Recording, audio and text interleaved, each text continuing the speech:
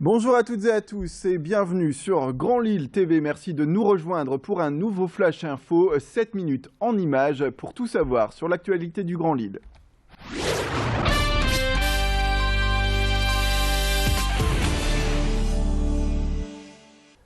Et première image, dans l'actualité, on revient sur cette étude de l'OMS publiée lundi et qui évoque les risques potentiels de cancer pour ceux qui consomment de la viande et de la charcuterie.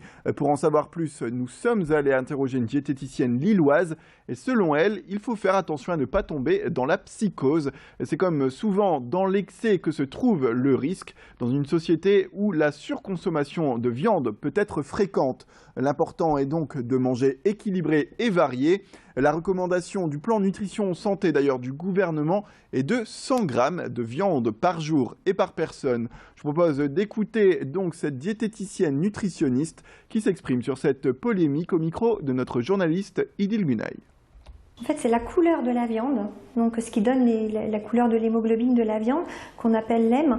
Et c'est la dégradation en surconsommation de cette couleur-là qui est cancérigène. Ce qui pose problème dans la charcuterie, surtout, c'est le sel. Parce que comme ce sont des aliments qui sont très très salés, voilà, cette surconsommation de sel est irritante à la longue pour l'estomac. Voilà. Et comme tout organe, à force de l'irriter tout le temps, voilà, c'est l'irritation de l'organe qui va faire qu'au bout d'un moment, à force d'être toujours obligé de se réparer, qui va déclencher un cancer. Ou pas. Et nous sommes également allés à la rencontre de consommateurs de viande afin d'avoir leur réaction sur cette polémique. Ils s'expriment au micro de Clotilde Leguévac. Les repas en viande, c'est des choses plus importantes pour moi.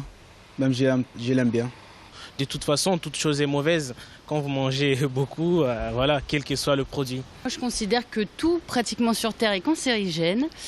Donc, je pense que je ne changerai pas mon alimentation. Je trouvais la viande assez risquée et puis tout ce qui est OGM, modifié, moi, j'aime pas trop. Le cholestérol, je savais que ça existait, que la viande, il fallait pas en abuser, mais voilà, que ce soit cancérogène, c'est un peu fort, je trouve. Les OGM, c'est cancérigène. Le poisson avec ce qu'il y a dans la mer, c'est cancérigène. Je veux dire, il arrive un moment où on vit plus, on sort plus de chez soi et on ne mange plus. Et une autre information dans l'actualité, on parle des difficultés du glacier d'Agneau, placé en liquidation judiciaire depuis une semaine. L'entreprise roubaisienne aurait souffert de l'arrivée sur le marché d'un yaourt lacté de la marque Danone et baptisé d'Agneau. La société nordiste aurait alors perdu ses référencements en grande surface au profit de Danone. Voilà en résumé comment les dirigeants actuels expliquent les difficultés du glacier. Mais pour certains salariés et la mairie de Roubaix, la gestion de la direction pourrait être aussi en cause. Hier soir, le maire de Roubaix a reçu 8 salariés de l'usine afin de trouver avec eux une solution et pourquoi pas un éventuel repreneur. Au total, ce sont près de 70 salariés qui sont concernés par ce problème, que ce soit à Roubaix et à Cambrai. Idil Gunaï a pu rencontrer hier donc Guillaume Delbar, le maire de Roubaix, qui s'exprime sur ce problème. L'objectif est clair, c'est de sauver une entreprise, une marque et des emplois locaux avec un vrai savoir-faire. Donc on sait que la situation est difficile, mais on se dit qu'on a l'obligation de jouer à fond les petites chances qui restent, de sauver D'Agneau, le projet et un vrai savoir-faire local avec une entreprise connue sur le territoire depuis des décennies. Donc notre objectif, il est clair, sauver le savoir-faire et l'entreprise. Et dans ce journal, on parle aussi de Halloween qui arrive ce week-end. Halloween, une grande fête qui nécessite un déguisement horrifique pour être au top. Alors Céline Huret, notre journaliste, s'est rendue justement dans un magasin de déguisement afin d'en savoir plus sur ce qui fait un bon Halloween.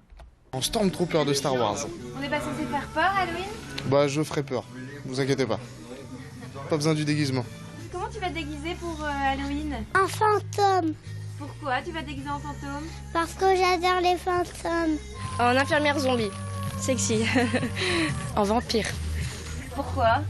Parce que l'année dernière j'ai fait zombie et j'avais envie de changer un peu et vampire je trouve ça pas mal donc bon, on va tester. Soirée à la maison, je décore un peu, j'achète en décoration et on fait ça ensemble quoi. Je pense que ça va être tout simple, tout noir mais je vais faire des bons trucs sur le visage quoi. Un truc qui fait bien peur. Et justement, pour cette fête d'Halloween qui arrive donc samedi, une journée spéciale, donc horreur, on se demande comment trouver un déguisement avec un petit budget. Céline Huret a aussi posé la question.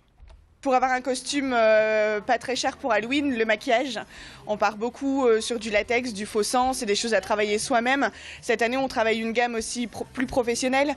Ça s'applique tout seul et c'est vrai que ça va très vite.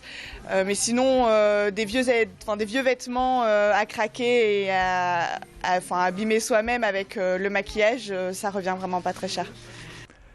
Et c'est la fin de cette édition. Merci à toutes et à tous de nous avoir suivis. L'information continue bien sûr sur Grand Lille TV. En attendant, place à la météo et à l'infotrafic.